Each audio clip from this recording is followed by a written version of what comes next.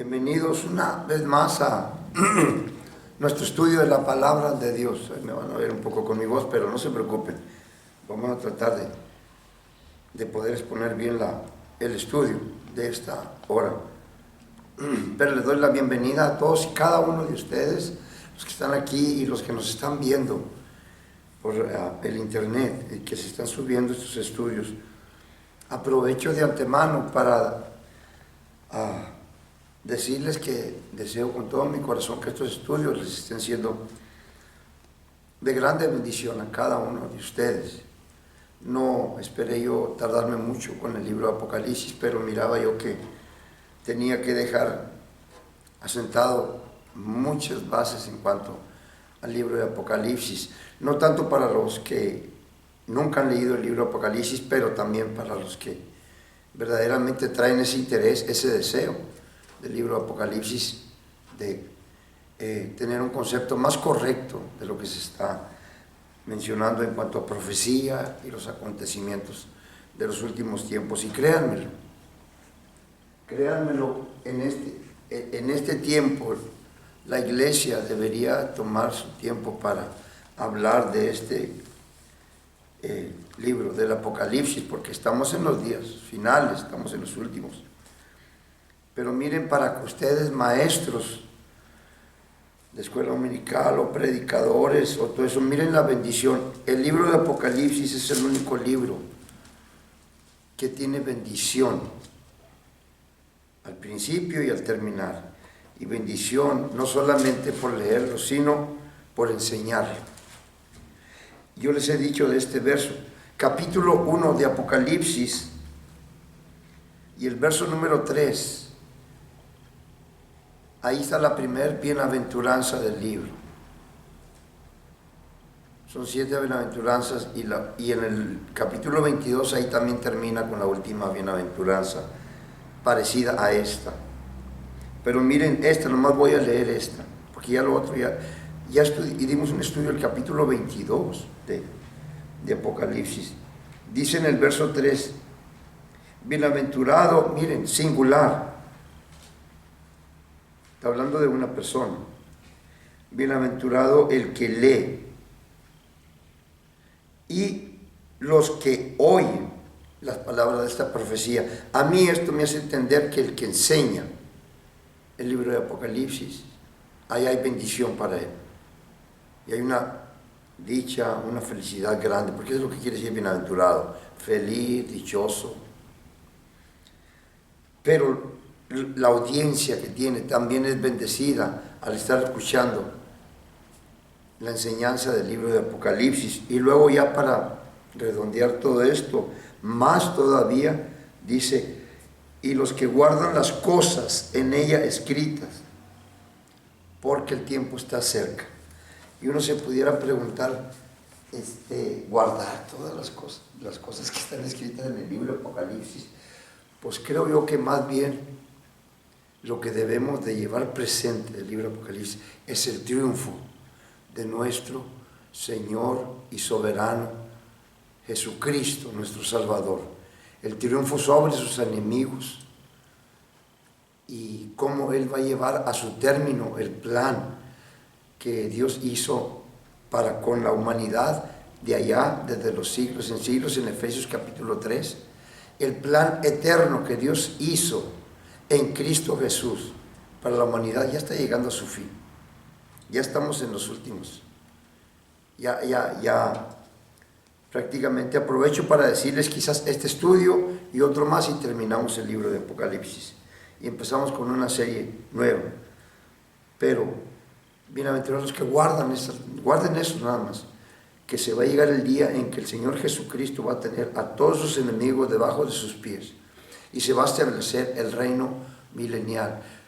Todo esto que le pertenece por derecho al Señor Jesucristo le va a ser dado. Y viene un reinado feliz y grande. Y de eso es lo que ya estamos hablando, porque vamos a hablar del capítulo 20. Pero miren,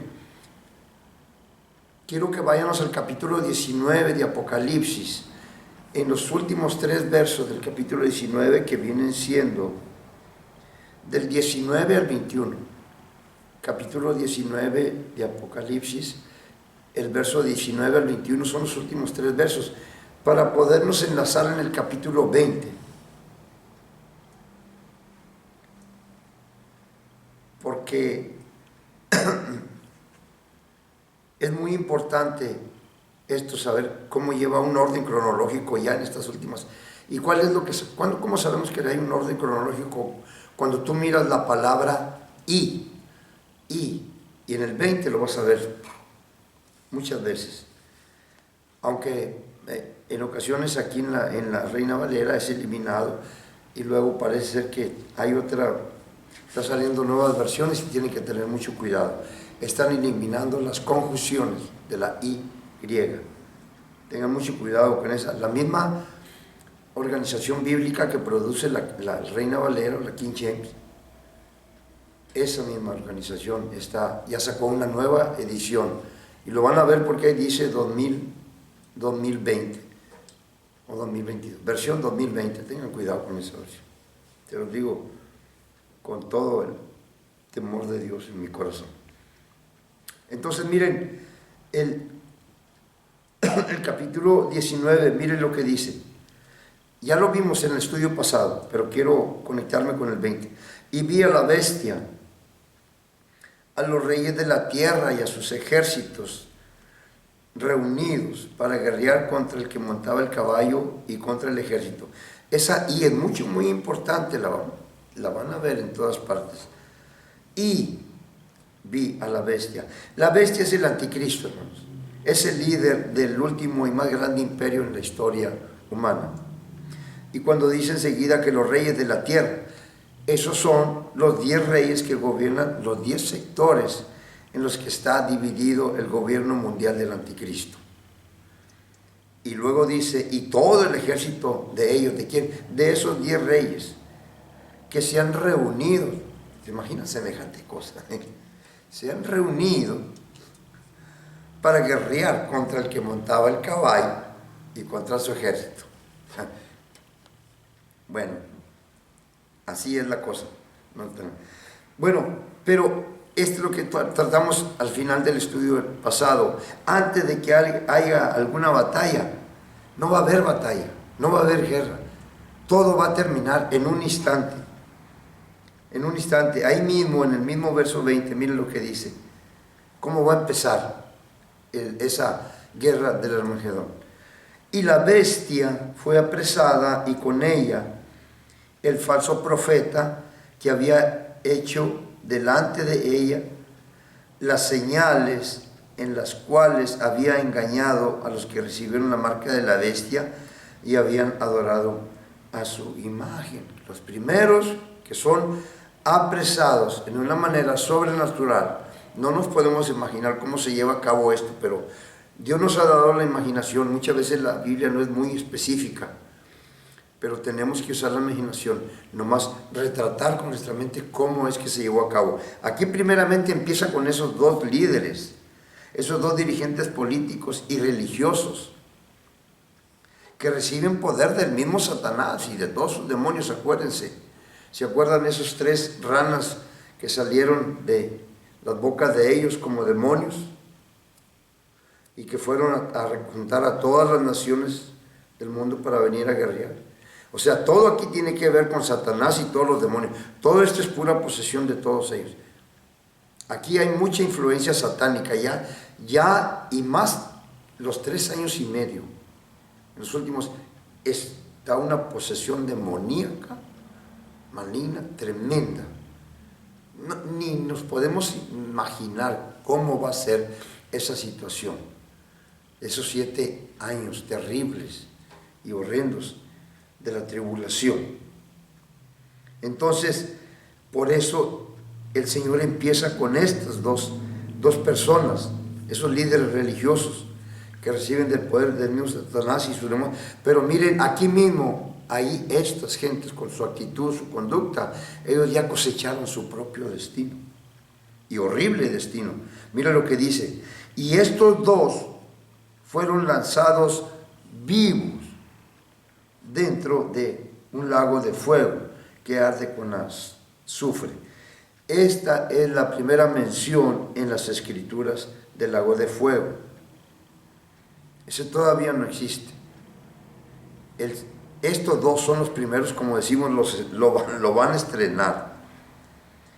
Y lo que tenemos que ver ahí, que no menciona que estos dos mueren. Dice que son llevados vivos. Entonces tú tienes que entender que ahí va a haber una transformación sobrenatural en sus cuerpos. No glorificación, como los santos de la iglesia, como los creyentes. No, va a ser alguna transformación, Dios sabe qué es lo que va a hacer, pero que esos cuerpos sean eternos, para que puedan resistir el fuego, el castigo del fuego, ahí en el infierno, y no se puedan desintegrar. Van a estar soportando todo eso. Eso está terrible. Eso está terrible. Y así eso no le forma temor al hombre. Cuando dice, la Biblia habla del temor a Dios, muchos la quieren poner, está bien, yo los he oído, que no, es que no creas que habla de hay que tenerle miedo a Dios, que lo que habla es un temor reverente, y una reverencia, está correcto, pero una cosa sí te digo, lo principal cuando la Biblia dice temor a Dios, es que sepas que un día tú, tanto creyentes como incrédulos, todos vamos a estar rindiendo cuentas delante de Dios. Así de sencillo. Y ya estamos en la etapa final. Entonces ellos son los primeros de millones de ángeles caídos o demonios, como le quieras llamar, de hombres no redimidos y del propio Satanás que van a ir a dar al agua de fuego. Verso 21. Y los demás muertos, lleven esa subrayada, y los demás, o sea, en principio con esos dos líderes, gobernantes, religiosos, el anticristo y el falso profeta, el charlatán ese, y los demás, ya está hablando de los ejércitos, y los demás fueron muertos, todos, con la espada que salía de su boca, del que montaba el caballo, y todas las aves se saciaron de las carnes de ellos. Aquí lo que estamos viendo aquí es que de repente todo está terminado, se ha terminado. En realidad no va a haber guerra en el sentido de lo que nosotros sabemos lo que es una guerra. Ahorita pues te hablan de guerra, ya tu mente ya sabe, ¿verdad? Armas nucleares o lo que sea, cañones, pistolas, cuchillos, no sé qué, todas las armas que... Aquí no. Todo lo que tú te puedas imaginar en una guerra, aquí no, porque esto va a terminar en un instante, cuando menos nosotros nos podamos imaginar. ¿Por qué? Porque aquí dice que fueron muertos con la espada que salía de la boca del que montaba el caballo. ¿Cuál es esa espada que sale de su boca? Su palabra. Miren, el Señor Jesucristo, cuando anduvo en su ministerio terrenal aquí en la tierra, Él hablaba nomás la palabra. ¿Se acuerdan cuando Él calmó los vientos y las olas que se encrespaban en el mar? Nomás con una palabra que Él mencionó. Las nubes de los vientos esos de tormenta que había, todo eso se aplacaron, cesaron, y todo volvió a su calma. Las olas del mar se volvieron a poner en su orden normal, pero nomás con la pura palabra. También en otra ocasión me acuerdo cuando aquel joven gadareno que tenía una legión, cuando le dijo el Señor Jesucristo, ¿cómo te llamas? Legión me llamo. ¿Se imagina? Una legión, sabrá Dios. Si hablamos en lo terrenal, los soldados de la legión, pensé que eran, no sé, 600 o hasta miles, no sé, pero toda esa grande multitud de demonios estaban dentro de ese joven, que lo atormentaban y lo torturaban y lo hacían revolcarse y todo eso.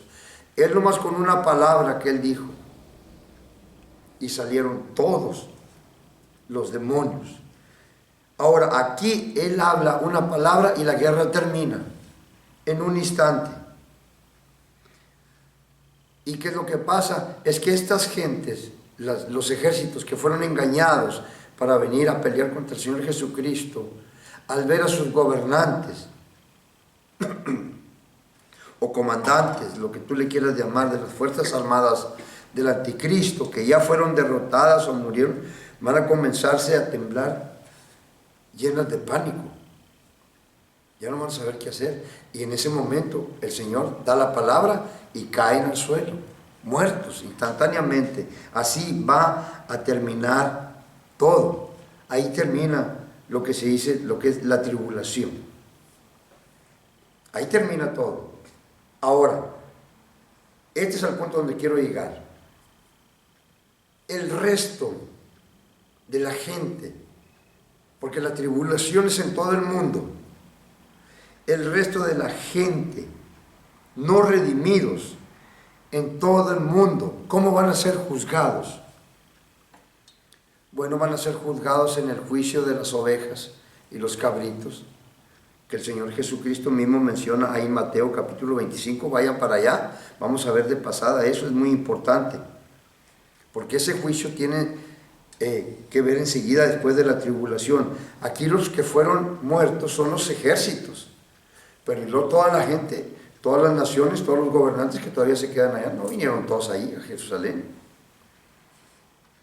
Entonces miren, vengan conmigo unos momentos a Mateo capítulo 25, del verso 31 al 46, verse 31 to 46, para mirar de una manera breve el juicio que se va a llevar a cabo después de la tribulación. Miren, aquí en el capítulo 25 son las palabras finales, porque son los últimos versos del capítulo 25. Acuérdense que el Sermón del Monte son los dos capítulos, no nada más el 24, son los dos capítulos, 24 y 25. Entonces aquí el Señor de una manera breve habla con sus discípulos, sus amigos íntimos, con los que Él ha traído siempre en los 3 años y medio. Y en este sermón Él habla de su segunda venida a los discípulos, pero no solamente a su segunda venida, sino que les habla de uno de los juicios más severos en toda la Biblia. ¿Cuál es ese? El juicio a las naciones. Miren, la Biblia deja muy en claro que todo pecado es conocido por Dios y todo pecado va a ser castigado. En Números, en el libro de Números, capítulo 32 y el verso 23, Moisés ahí declara, esas escrituras deben estar subrayadas. Números, capítulo 32 y el verso 23, Moisés declara: sabed que vuestro pecado os alcanzará. Proverbios atestigua también de lo mismo. Proverbios capítulo 13 y el verso 21 dice que el mal perseguirá a los pecadores donde quiera que vayan. Y luego vuelve Moisés otra vez a decir en el Salmo 90 y el verso número 8, una escritura muy tremenda. El Salmo 90 deben también formar parte de nuestras devocionales, no nada más las bendiciones, no nada más las promesas y de esto y del otro. No, esto debe de formar parte de nuestros devocionales. Dice el Salmo 90 y el verso 8: pusiste nuestras maldades delante de ti y nuestros errores a la luz de tu rostro. Es decir, que lo que pareciera que está en secreto, en realidad está a la vista de Dios. No hay nada oculto. Hebreos capítulo 4 y el verso 13, ahí dice que todas las cosas están desnudas y abiertas a los ojos de aquel a quien un día vamos a dar cuenta. Lo que estoy diciendo con esto es que ningún pecado ni ningún pecador van a estar exentos del juicio y el castigo de parte de Dios, ni siquiera Los pecados de los cristianos van a ser exentos, ustedes lo saben eso. ¿Cuál es el privilegio o la dicha tan grande que tenemos nosotros? Y un privilegio compasivo de parte de Dios que nos da a nosotros los cristianos, es que nuestros pecados ya fueron llevados a juicio en la cruz del Calvario. El Señor Jesucristo cargó con todos nuestros pecados y nosotros ya fuimos exentos de esos pecados. Esa es la dicha que nosotros tenemos, pero de que vamos a dar cuentas y ahorita lo vamos a ver esto, porque Él fue el nuestro. Esa es una de las doctrinas que a mí siempre me ha impactado mucho, que Él tomó nuestro lugar, el sustituto. Esa doctrina, el sustituto, ustedes la ven venir desde el antiguo, la ven venir desde Adán y Eva. Ahí en Génesis capítulo 3 y el verso 21, donde Dios se puede decir que tomó la vida de unos animalitos para cubrirlos con pieles, quitarles las hojas de higuera con las que ellos se habían cubierto, que representan las obras, y los cubrió con pieles de animales, que es la justicia, la vestidura de Cristo. Ahí hubo derramamiento de sangre, ahí hubo sacrificio y hubo muerte. Desde ahí viene la línea, la doctrina del sustituto. Ese animalito inocente tomó el lugar, porque ellos ya estaban advertidos. Le dijo Dios a Adán: si tú comes de ese árbol que yo te estoy diciendo que no comas, ciertamente vas a morir. Y ahí le está diciendo Dios, para que veas que no vas a morir ahorita inmediatamente, va a morir por ti este animalito. Le está enseñando el camino. Sin embargo, lo que entró ahí fue la muerte espiritual, porque desde ese momento ya se rompió la relación, una relación que dura todo este tiempo que estamos hasta ahorita nosotros viviendo. Desde allá, esa relación está rota entre el hombre y Dios. La única manera como vamos nosotros a restaurar esa relación es a través del sacrificio. Y desde allá se viene la línea. Siguió Abel, es el primero que aparece en el libro de Hebreos, en los héroes de la fe. Es el primero, Abel. Él nos enseñó el camino de la fe. Él debe haber oído a sus padres. Caín también debe haber oído a sus padres, los que le dijeron: mira, esta es la única manera como nosotros vamos a poder acercarnos a Dios nuevamente. Nosotros perdimos ese privilegio que teníamos, pero ahora ustedes ya saben, el único fue Abel, y por eso Abel nos enseña el camino de la fe, y no solamente el camino de la fe, sino el camino de la sangre, porque es a través de la línea esa de sangre, del derramamiento de sangre, que nos lleva hasta el Calvario. Entonces desde allá viene la sustitución. En el tiempo de Moisés está lo de la Pascua también. Ahí ya viene siguiéndole el camino. Antes de Moisés está Abraham, cuando va a sacrificar a su hijo Isaac, que Dios le pidió: dame a tu hijo, tu único hijo. Y al momento en que iba a sacrificar a su hijo, ¿qué es lo que vio? Oyó una voz que le dijo: párate. Ya traía la daga para degollar a su hijo Isaac, porque así se llevaban a cabo los sacrificios, en degollamiento, porque ahí está el derramamiento de sangre. Y le dijo: detén tu mano, porque Dios te ha proveído para el sacrificio. Y ahí estaba un carnero enredado en una sal. Entonces la doctrina la vienes viendo de donde quiera. El templo, el tabernáculo que edificaron en el desierto, el templo que edificó Salomón, todo eso representa a Cristo. Todo viene hablando de Cristo, de Cristo, de Cristo. Y eso es lo más importante. Podemos leer libros de esta literatura, podemos leer libros de moralidad, de esto. No, yo quiero leer libros en donde me diga quién es, quién soy yo, quién es Raúl Martínez, verdaderamente. Conocerme a mí mismo y saber que en Él es el único que yo tengo. El escape, la salida para situaciones difíciles, para todo lo que quiera, porque Él ya nos ha dado todas las armas necesarias. Esto es muy importante entenderlo. Entonces, es que les veo sus caras como que les digo de esto y no sé. Mateo, vámonos a Mateo capítulo 25 y el verso 31. Bueno, ahí estamos ahí en Mateo, pero el verso 31. Miren lo que dice. Cuando el Hijo del Hombre, si están conmigo ahí, verso 31, verse 31. cuando el Hijo del Hombre venga en su gloria y todos los santos ángeles con él. Entonces se sentará en su trono de gloria. Verso 32, y serán reunidas delante de él todas las naciones, y apartará los unos de los otros, como aparta el pastor las ovejas de los cabritos. Miren, en la separación de las ovejas de los cabritos, el juez soberano será el mismo Señor Jesucristo, como lo menciona ahí, el Hijo del Hombre.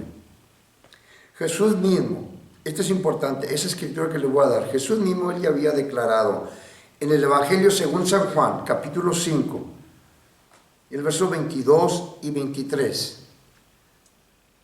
Tengan esa escritura, les voy a dar chance, la oportunidad para que lo tengan abierto, esa escritura, tengan ahí en mente.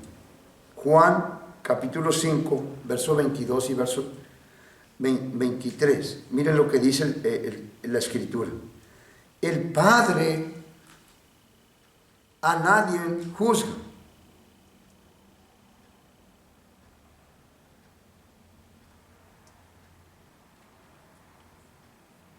Y esa yo la tengo subrayada en mi Biblia, nomás ahí nomás. El Padre, Dios es Dios, Dios Padre. El Padre a nadie juzga, y lo miro lo que dice enseguida, sino que todo el juicio se lo ha dado al Hijo, para que todos, miren ahí está el porqué, honren al Hijo así como honran al Padre. Qué declaración tan tremenda. Entonces, en este caso de pasada, nomás les quiero decir, quizás ya lo he declarado antes en otros estudios, son 3 juicios los que va a llevar a cabo el Señor Jesucristo. El primer juicio lo lleva a cabo después del arrebatamiento. Yo les hablé cuando hablaba del arrebatamiento, les decía yo que en el camino de la iglesia al traslado a la casa del Padre hay una parada, y esa parada es el juicio del tribunal de Cristo. Pero no van a ser ahí nomás va a ser la pura iglesia, todos los creyentes, hombres y mujeres que son arrebatados en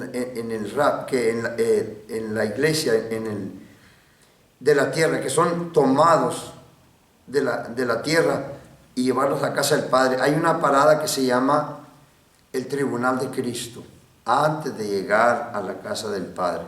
Y en ese tribunal de Cristo no es juicio contra los creyentes, es juicio de las obras. Van a ser puestas en juicio las obras. Y ahí mismo me parece que la escritura es 1 Corintios, ténganla bien presente. Apúntenla aunque ya la hayan apuntado, pero muchas veces se pierde esa escritura. 1 Corintios, 1 Corintios, capítulo 3, del verso 10 al verso 15. Ese parrafito de ahí. Ahí está lo que se va a llevar a cabo. Hay otras escrituras, pero esa es la que te explica más finidamente qué es lo que se va a llevar a cabo ahí. Y lo que se va a llevar a cabo ahí, como les digo, es el juicio de las obras. Y ahí van a encontrar ustedes 6 elementos. Y 3 de ellos son una categoría que representan una categoría de obras, y los otros 3 representan otra categoría de obras. Los 3 primeros elementos es el oro, la plata y las joyas preciosas. Y los otros 3 elementos representan también al otro tipo de obras que nosotros hemos hecho en la vida cristiana, representan la madera, el heno y la hojarasca. Ahora, esos 6 elementos van a ser pasados por el fuego. Las pruebas, las obras de nosotros son pasadas por el fuego. Las que van a permanecer, ¿cuáles son? El oro. Si tú pasas por el fuego, el oro va a ser mejor oro. Si tú pasas por el fuego, la plata va a ser mejor plata. Las piedras preciosas. Esas son las obras que van a permanecer. En la madera, el heno y la hojarasca, ¿qué va a pasar con ellas? No, va a quedar humo y ceniza nada más. No van a permanecer, van a ser destruidas. Ahora, no estoy hablando de pecados. Son obras que verdaderamente no glorificaron a Dios y fueron hechas nomás para nuestra supervivencia aquí en el mundo. Por ejemplo, te voy a poner un ejemplo. Si tú vas a la universidad, tú como joven, que estás aquí, vas a la universidad y quieres prepararte para una profesión y todo eso está bien, todo eso. Ahora, lo que tú hagas ahí dentro de la universidad, y vaya que cuando hablas de la universidad ya sabes a lo que te vas a enfrentar, porque mi esposa y yo hemos tenido mucha experiencia en eso. Hemos visto jóvenes cristianos que sus padres los meten a la universidad y no les advierten o nunca los instruyeron en la palabra de Dios, como a Daniel, jovencito, 14 años, que fue a Babilonia, donde estaba todo el asunto. Lo instruyeron en la sabiduría de los babilonios y les cambiaron de nombres paganos, y saben que los nombres que le dieron eran nombres paganos de los ídolos de ellos y todo eso. Eso nada los hizo cambiar. Cuando se llegó el momento de que iban a comer de la comida del rey, de los sacrificados a los ídolos, dijo Daniel, aquí sí, pongo un alto, un stop, boom. Porque eso sí, ellos ya lo tenían, no podías comer de lo que fue sacrificado a los ídolos. Dile al rey que no comemos. Pero los van a matar. No, ok, está bueno. Pero le dijo ahí al que estaba cuidándolos ahí, pues yo te pongo una cosa, dile que nos dé legumbres. No necesariamente que no queremos comer, sí que nos dé legumbres, verdad y todo eso. Y vas a ver que nosotros lo vamos a poder. No necesitamos ese carne y todo, no sé qué nos van a dar. Eso debemos hacerlo nosotros como cristianos, con nuestros hijos, instruirlos en la palabra de Dios para que cuando vayan a ese tipo de universidad sepan a lo que se van a enfrentar. Ahora, si van instruidos esos jóvenes y empiezan a dar testimonio de esta vida que nosotros estamos viviendo, del Dios al cual nosotros servimos, y presentan al Señor Jesucristo como el Dios Salvador, esas obras, esas sí van a contar. Las obras que van a permanecer en el tribunal de Cristo son las que van a recibir galardón, van a recibir recompensa. Pero es muy importante llevar en cuenta. Ese es el primer juicio. El segundo juicio es este que estamos viendo aquí. El juicio de las naciones. Es el mismo Señor Jesucristo el que va a llevar a juicio a esa gente después de la tribulación. Y el tercer juicio es el trono blanco. Es Él. ¿Dónde podemos respaldar eso? Hechos, capítulo 17, versos 30 y 31. Miren, la venida de Cristo a este mundo provocó un cambio en el trato o en la relación de Dios con la humanidad. Y miren lo que dice el verso 30.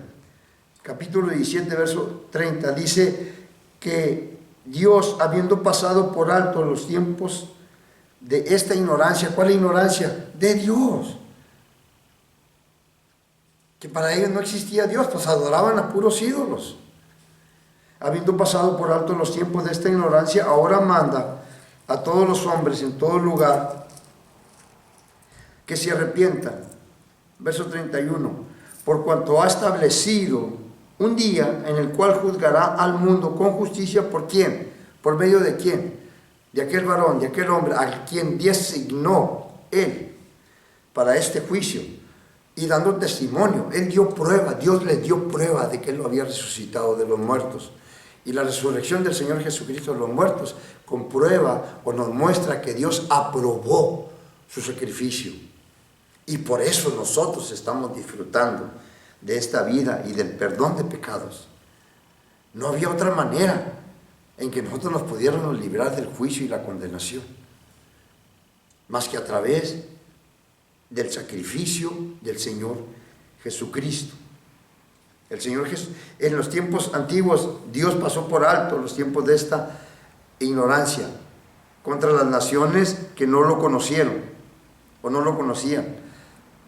Es igual como lo que dice Pablo en Hechos, capítulo 14 y el verso 16. Book of Acts, chapter 14, verse 16. Dice que en las edades pasadas, es lo mismo que vine hablando aquí, Dios dejó a los hombres andar en sus propios caminos. ¿Cuáles son esos caminos? Él toleró todo esto. ¿Cuáles son esos caminos? Cuando tengas tiempo, lee Romanos capítulo 1, del verso 18 hasta el verso 32. Ahí están los caminos que el hombre ha andado en toda su vida en tiempos antiguos y en este tiempo todavía. La Biblia es presente. Tan sin embargo, si ustedes se fijan ahí lo que dice Pablo, está diciendo ahí a las gentes. Aunque él toleró todo eso, ignorancia y que anduvieran en sus propios caminos y todo eso, él dijo, Dios mismo no se dejó sin testimonio, porque Él le ha mandado lluvia del cielo y tiempos fructíferos para que ellos siembren y cosechen, y llenando de sustento y alegría sus corazones. Él no se quedó sin testimonio para que ellos supieran que existe un Dios, aún por medio de la creación. Nada más que la creación se le conoce como la revelación natural. Esa no te salva, te puede despertar la curiosidad, te puede tratar de acercarte, oye, pues quiero saber esto porque esto no se pudo haber hecho a sí mismo. Es lo que dice Pablo en Romanos capítulo 1 y el verso 20, que las cosas invisibles de Él y su eterno poder y deidad se hacen claramente visibles, lo invisible se vuelve visible por medio de las cosas ya hechas, de modo que no tienen excusa de que no existe un Dios.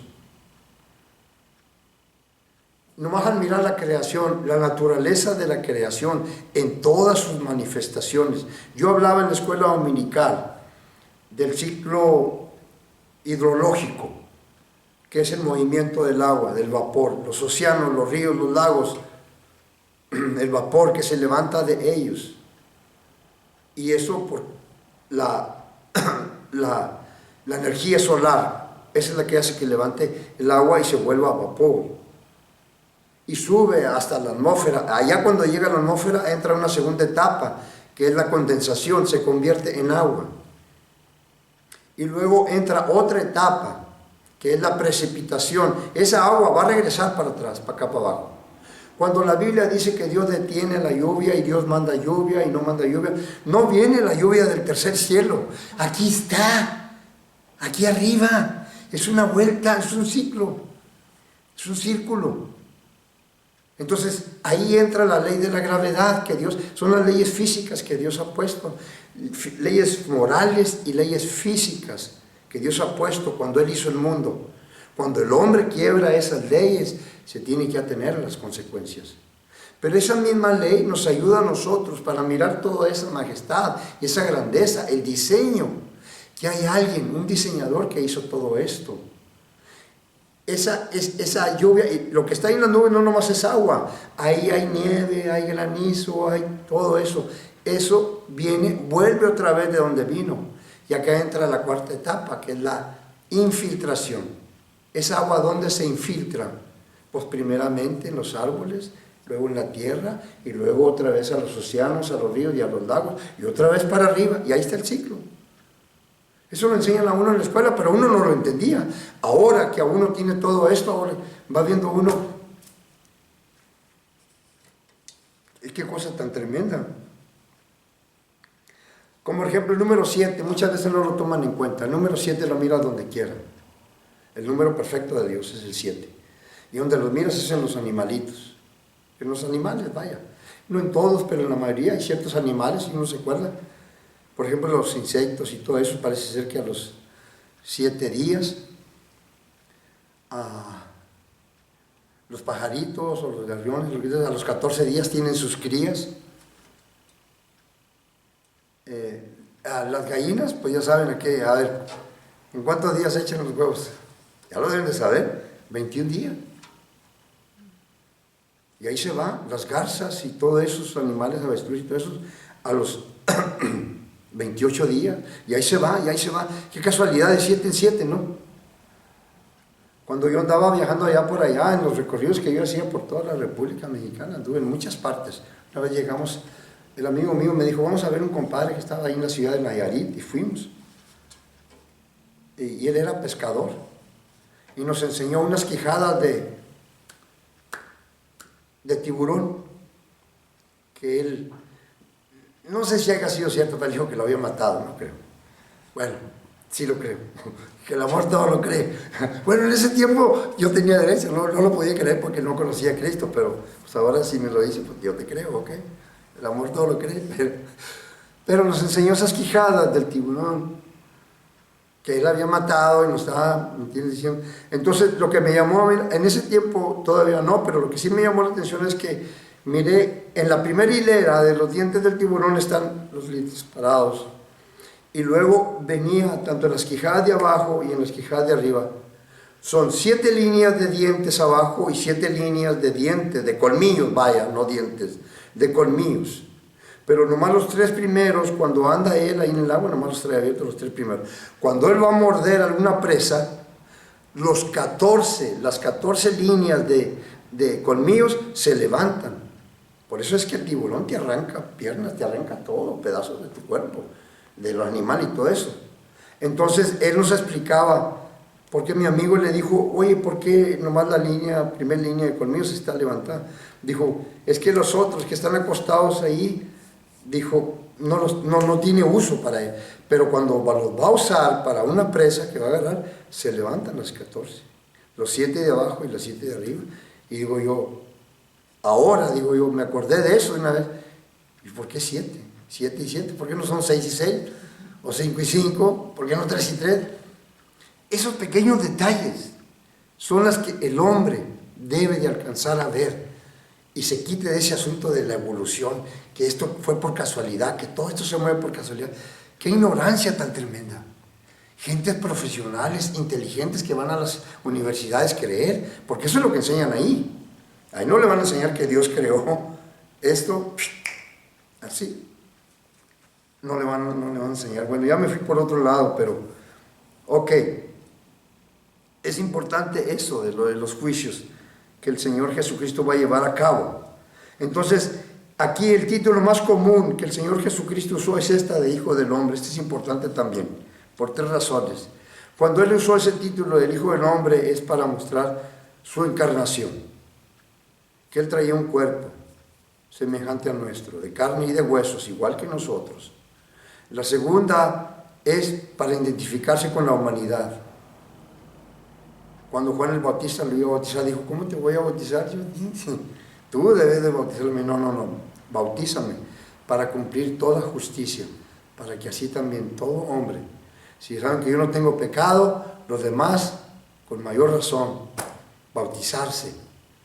Y la tercera, porque nos muestra su humillación. Cuando Él vino la primera vez, Él vino a humillarse. La humildad que Él mostró, la compasión, a diferencia de lo que es la segunda venida que estamos viendo ahorita aquí. Pero Él aquí está usando el título, Hijo del Hombre. Y Él tenía que usar ese título. Él no podía usar, Él con todas ocasiones nomás dijo que Él era el Hijo de Dios. Se lo dijo a la mujer samaritana, y no me acuerdo, a uno que sanó. Cuando venga el Hijo de Dios, Él dijo, cuando venga el Mesías. A la samaritana le dijo el Mesías. La samaritana le dijo, cuando el Mesías venga, Él nos hará saber qué es. Y le dijo el Señor Jesucristo, pues el que habla contigo es ese. Pero hubo uno que Él sanó, que le dijo, ve y diles a todos, que ¿quién te ha sanado? No le digas a nadie de lo que ha pasado, que yo te he sanado. Lo primero que hizo a ese que había sanado, la gente le preguntó porque él había vuelto a andar, lo conocían que era paralítico. ¿Quién te sanó? El Hijo de Dios. Dijo el Señor Jesucristo, no le digas a nadie. Él no podía usar ese título de Hijo de Dios. Una, porque podía parecer arrogante o arrogancia, pero al mismo tiempo creo yo que Él no usaba ese título de Hijo de Dios por los líderes religiosos. Porque si así Él tuvo hostilidad con ellos, si Él enseñaba y predicaba y siempre decía que era el Hijo de Dios, no el Hijo del Hombre, que soy el Hijo de Dios, entonces ellos, los líderes religiosos, no iban a querer ni escucharlo. Y el Señor no iba a poderles hablar de la manera que les habló, ni decirles lo que ellos necesitaban oír. Porque eso barrió con ellos.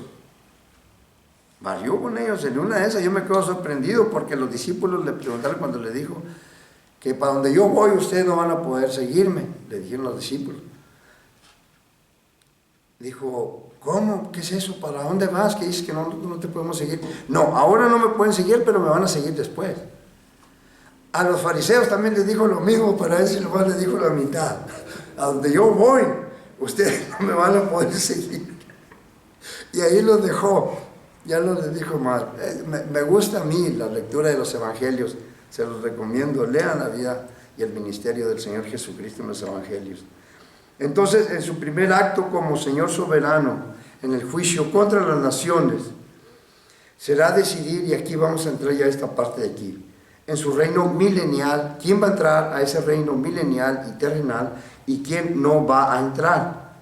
Ahora, esto es muy importante, ponga atención, debido a que su reino abarcará todo el mundo, todo el planeta, no solamente en Jerusalén. Eso quiero quitarle de su mente, porque cuando habla del reino, y cuando habla, el reino va a ser establecido en el monte de Sión y Jerusalén, la nueva Jerusalén, no. El reino milenial de Dios es en todo el planeta, en todo el mundo. Jerusalén va a ser la ciudad capital del reino aquí en la tierra. Así como la nueva Jerusalén, la celestial, la que está en el cielo, donde van a ir todos los creyentes que ya partieron después, antes de nosotros. La ciudad celestial, la nueva Jerusalén que está en el cielo, es la ciudad capital del cielo. La nueva Jerusalén no es el cielo, es la capital del cielo. Y ahí están los creyentes, todos los santos redimidos. La Jerusalén terrenal va a ser la ciudad capital del reino del Señor Jesucristo. Entonces, por eso dice que van a ser reunidas todas las naciones delante de Él. Ahora, vuelvo a repetir, cuando habla de las naciones, ahí no está hablando de los ejércitos que vinieron a pelear contra Él en el Megiro, en el monte Megiro, sino que está hablando de cada nación en el mundo, que va a ser juzgada por la ayuda que ellos prestaron o no prestaron. Esto es importante, a los santos de la tribulación, tanto judíos como gentiles. Ellos van a ser ahí juzgados. Esa va a ser la base con la cual van a ser juzgados. Miren, esta es la base. Miren, vamos ya a la Biblia, que ya estamos aquí de bajadita. Ya estamos de bajadita. Se va rápido el tiempo, ¿verdad? ¿No nos aburro? No digan nada, porque nos están viendo. No digan nada. Miren, capítulo 24 de Mateo, 25, perdón. Vamos a leer desde el verso 33. Hay 6 cosas que el Señor Jesucristo va a tomar como base del juicio, o cómo va a ser el procedimiento en donde Dios va a juzgar a todas las naciones del mundo. Acuérdense, en todas las naciones hay judíos y hay gentiles también que van a ser perseguidos por la causa de Cristo.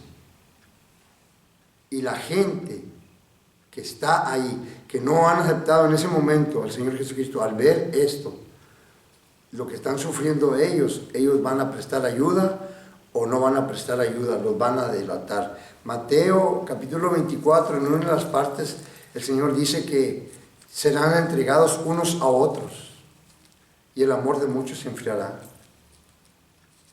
Unos contra otros se van a pelear. Unos dicen que ahí está hablando de los puros judíos, pero puede ser hablando de todos, porque los santos de la tribulación son como tanto judíos como gentiles también. Entonces es muy importante llevar esto en cuenta. Pero miren los 6 procedimientos, se los digo de una vez porque los vamos a pasar ahorita. El Señor Jesús, tuve hambre, tuve sed, fui forastero, estuve desnudo, estuve enfermo y estuve en la cárcel. Todas estas cosas son las que van a pasar los que verdaderamente reciben el mensaje del Evangelio en la tribulación.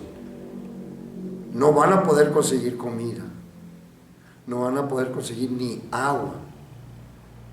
Y como los van a mirar como extraños, como forasteros, nadie les va a dar albergue.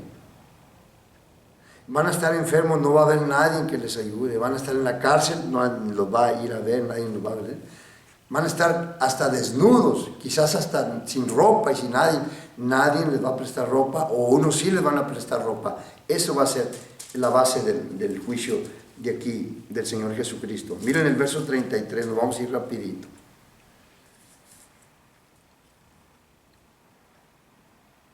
Verso 32, y serán reunidas delante de él todas las naciones y apartará los unos de los otros como aparta el pastor las ovejas de los cabritos. Verso 33, y pondrá las ovejas a su derecha y los cabritos a su izquierda.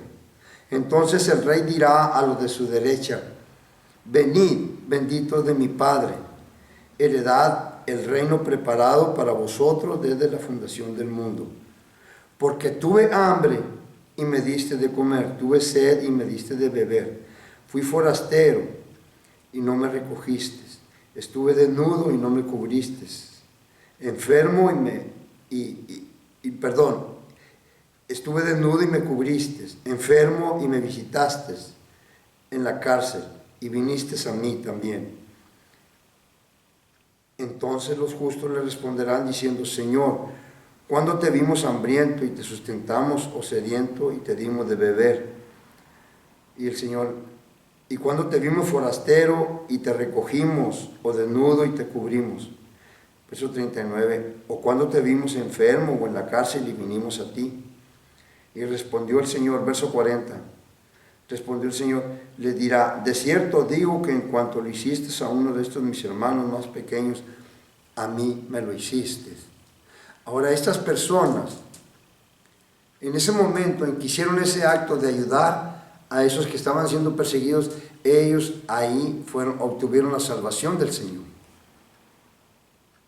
El Señor mismo le está tomando en bien eso para poderlos introducir al reino, a su reino. Ahora, como el reino es en todo el mundo, ¿qué va a pasar con los que ahí abajo, ahí dice, los que hicieron lo contrario? No ayudaron a los santos. Y les dice: cuando estuve enfermo no me visitaste, cuando tuve hambre no me diste de comer. Y luego iban a hacer lo mismo. ¿Cuándo hicimos eso? ¿Cuándo no te dimos alimento cuando tenías hambre? Entonces le dice: por cuanto no lo hiciste a uno de mis hermanos, lo hiciste conmigo. Y termina el Señor Jesucristo en el verso 46. E irán estos, los que no ayudaron a los santos, al castigo eterno, y los justos a la vida eterna. Como el reino es en todo el mundo, y en el reino no va a haber cabida para los injustos, para los malos, ellos van a ser eliminados en ese momento, van a ser muertos, y se van al lugar donde deben estar destinados. Ya de ahí en adelante va a correr todo así. En el reino de Dios así va a ser. Me llama la atención que el Señor usa la expresión ovejas y cabritos. Y muchos se han preguntado, a mí me han preguntado, pero tiene que ver, no necesariamente tienes que saber la vida del campo para saber. Porque tanto en el Medio Oriente como en cualquier otras partes del mundo donde se cría ovejas, el pastor que tiene un rebaño de ovejas, siempre están los cabritos. Ahora, ¿quiénes son los cabritos? Bueno, el cabrito es el que está chico en sus primeros días, está siendo amamantado por su madre. Cuando ya pasa el tiempo de ser amamantado, entonces nosotros en inglés no sé cómo le llaman, pero nosotros en español le llamamos chivos. Ya le dicen: ¿ya se dan los chivos? ¿Ya los conocen? ¿Los ven? Ok. Cuando ya llegan a una edad adulta, son las cabras. Ahora el Señor toma esa ilustración porque el pastor, como trae las ovejas y trae las cabras, ahí, las cabras son, mira, las ovejas son tiernas y son mansas. No sé, son bien calmadas, ni ruido hacen. Pero los cabras, esas son peleoneras y son rebeldes y revoltosas. Yo me acuerdo cuando yo estaba en mi infancia, pues todavía sabes, porque ya debe ser bastante tiempo, ¿verdad? La mayoría de las casas, de los hogares, tenían animales de todo: gallos, gallinas, cabras, guajolotes, porque los mataban los pobres guajolotes. Allá no esperaban el Thanksgiving como aquí. Allá, sí, allá, órale, dale troncos al pobre guajolote. Entonces, como nosotros estábamos chicos y nos gustaba cocorearlo, ya sabíamos. Si tú, como dicen, picabuche, iba de picabuche con un gallo, ya sabías, el gallo se venía y el guajolote lo mismo, también te perseguía. Ahora, las cabras, esas le salen buenas. Las cabras del buenas, y eso nomás con que le muevas tantito, se te dejan venir y agarran vuelo desde acá. Entonces, el Señor toma esa ilustración porque miras a las ovejas mansas, tiernas, humildes, sencillas, que la compara con los santos, los hombres que ayudaron a los santos, estas personas buenas que ayudaron, aún a causa de sus propias vidas, porque si ellos sabían que estaban ayudando a estos, iban a morir. Entonces el Señor les toma en cuenta a esa gente, por eso le dice, vengan ustedes al gozo de mi Padre, entren. Unos, dice, los que ayudaron a los santos vienen a la vida eterna, y los otros, los injustos, al castigo eterno. Dos lugares muy diferentes. Pero de eso es lo que está hablando aquí esto. Y por eso era muy importante nosotros entender todo esto. Nomás, ¿cuánto me queda, chico? 5 minutos. No, me despido y ya en la otra lección ya le entramos derecho al capítulo 20, porque es muy importante. Les quería dejar yo esto. Es que hay mucho de qué hablar. Y si ya tomé todo este tiempo para venirme casi, no siempre, verso por verso en el libro de Apocalipsis, pues de una vez lo voy a terminar. Voy a llegar nomás al capítulo 20 y voy a dar la introducción del cielo nuevo y tierra nueva, que es el destino final de los redimidos. Pero este capítulo 20 está muy interesante porque voy a hablar un poco de lo que va a ser la vida milenial, la vida en el milenio, en el reinado del Señor Jesucristo. Les va a interesar. Voy a usar una poca parte porque voy a hablar todo el capítulo 20 hasta llegar al trono blanco, que es algo muy tremendo porque ahí es donde lleva a cabo el juicio final de todas las personas que nunca creyeron, como dice el apóstol Pablo, nunca conocieron a Dios y nunca obedecieron el mandamiento del Evangelio. Por eso muchos se me quedan viendo cuando le digo, el Evangelio no es una opción, no es una que, a ver si, no. Cuando el Señor Jesucristo vino a la tierra, cambió la relación de Dios con el hombre. Por eso estaban esas escrituras. Tengan presente esas dos escrituras, esta de Hechos, capítulo 17 y el verso 30, donde dice que Dios pasó por alto este tiempo de la ignorancia, porque verdaderamente esas naciones ni querían conocer a Dios ni les interesaba, pero estaba el pueblo judío y estaba mirando los milagros que Dios hacía por medio del pueblo judío, y el pueblo judío tenía la responsabilidad de dar a conocer al mundo la existencia de un Dios vivo y verdadero que hizo los cielos y la tierra. Fallaron en esa encomienda. Ahora la iglesia tiene una responsabilidad más tremenda. Y está la escritura de Hechos, capítulo 14 y el verso 16. Ténganlas bien presentes, esa donde Dios toleró a los hombres andar en sus propios caminos.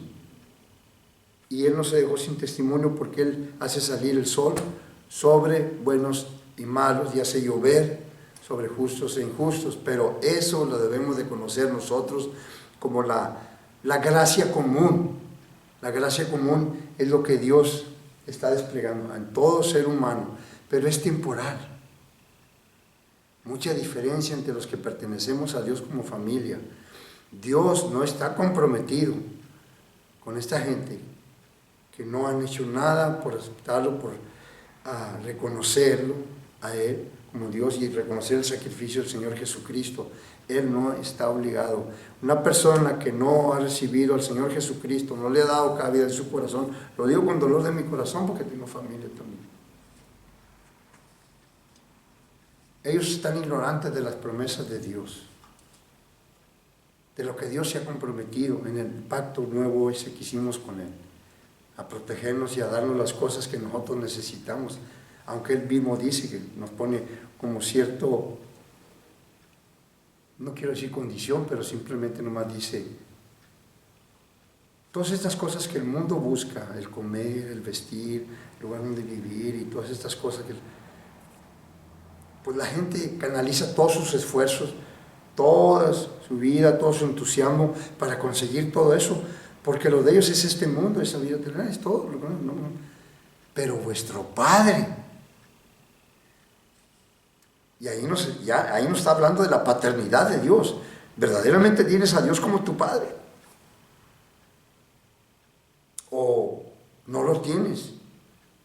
Porque si tú tienes a Dios como tu Padre, ahí te está diciendo el Señor Jesucristo, vuestro Padre sabe que tienes necesidad de estas cosas, pero busca primeramente el reino de Dios y su justicia, y estas cosas van a ser añadidas. ¿Cuál es buscar el reino de Dios? Pues simplemente la exaltación de nuestro Señor Jesucristo. Que el nombre de Él sea exaltado donde quiera que nosotros andemos, en nuestras vidas, nuestro testimonio, y hablarle a la gente de todo eso. Ahí es donde tú estás buscando el reino de Dios. Y es sencillo, así nomás. Ya no me meto más porque si no, no me van a callar. Ya los veo ahí muy serios. Ok. Dios les bendiga, Dios les guarde. Nos vemos la semana que viene con la ayuda de Dios. Y le doy gracias a Dios porque me ayudó un poco con mi voz. Pero la hice. Dios les bendiga.